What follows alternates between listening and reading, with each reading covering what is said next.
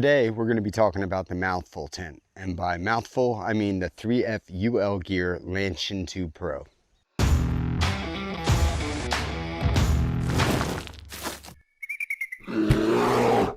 So over the whole pandemic, I ended up getting myself a pandemic puppy. His name's Diggity. He's almost 2 years old. The only tent I had at the time was a Z-Pax Altaplex. It was a one-person tent made of DCF and not really something I wanted to put a puppy in. I ended up deciding on a 3F UL Gear Lanshan 2 Pro because, you know, it was right around that $200 mark, and if my puppy did end up shredding the tent, I wasn't too concerned with the $200 loss as opposed to a $600 or $700 loss with the DCF tent. There are some things I absolutely love about it and some things I cannot stand about this tent. All right, first things first, we're looking at about 33.3 ounces for the tent with the compression sack it comes with, which isn't too bad for a large, spacious, two-person tent made out of sil nylon. Let's set this thing up.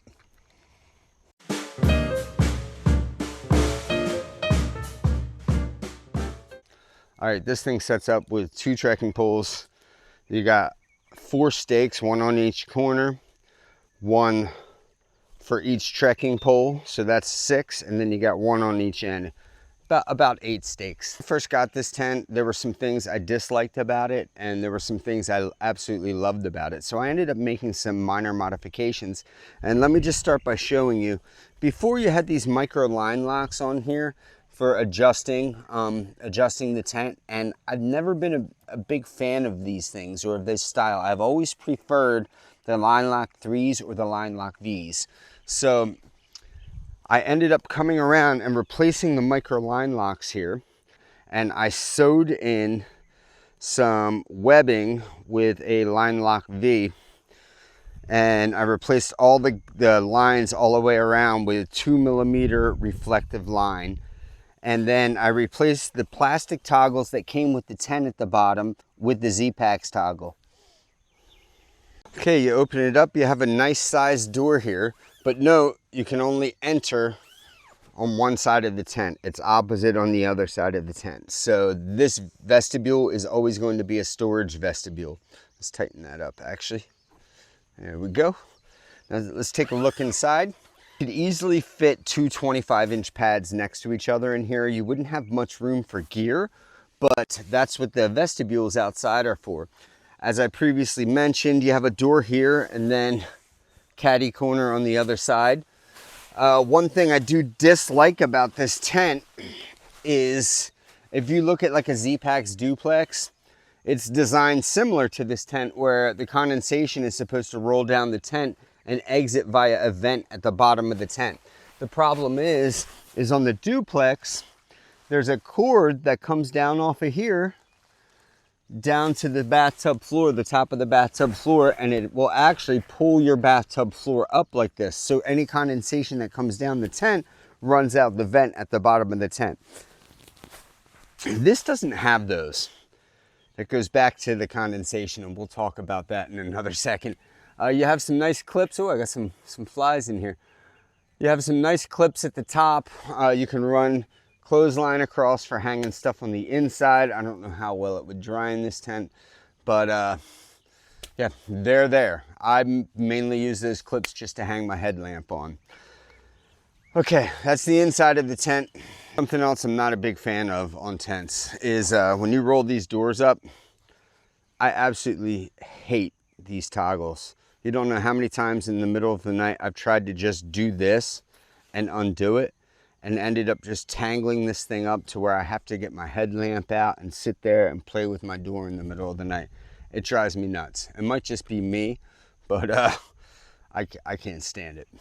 There's only one thing that I hate about this tent, and that is the material that it is made out of. It's made out of sil nylon, and I'm sorry, but single wall tents just should not be made out of sil nylon, because what happens is sil nylon will actually absorb a little bit of water when it rains. And I knew this before I bought this tent, but I was like, oh, I don't want to spend a lot of money. It's just me and the dog. The dog will mess up the tent. So I knew this going into it, and I went ahead and did it anyway. I got the thing, but so sil nylon, it'll absorb a little bit of water, and rather than the condensation running down the wall inside of the tent and out the mesh vents at the bottom of the tent like it's supposed to, you know, running out down there.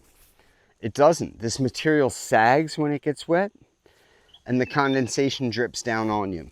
It doesn't matter if you have a door open on either side.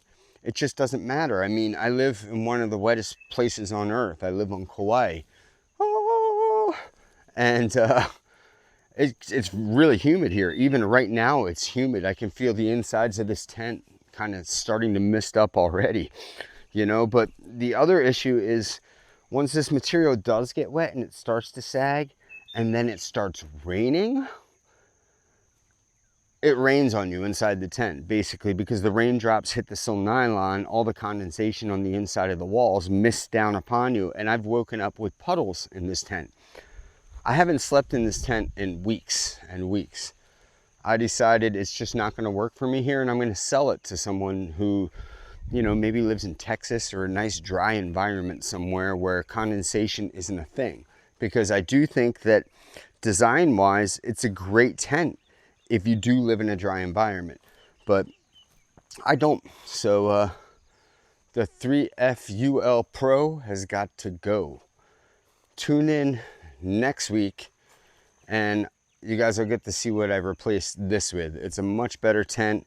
It's still affordable. It's designed a billion times better than this thing, and it's a different material. So thanks for tuning in, everybody, and thanks for listening to the end of this video about my thoughts on the mouthful tent, the 3FUL Lanshan 2 Pro. Come on, man, shorten the name somehow.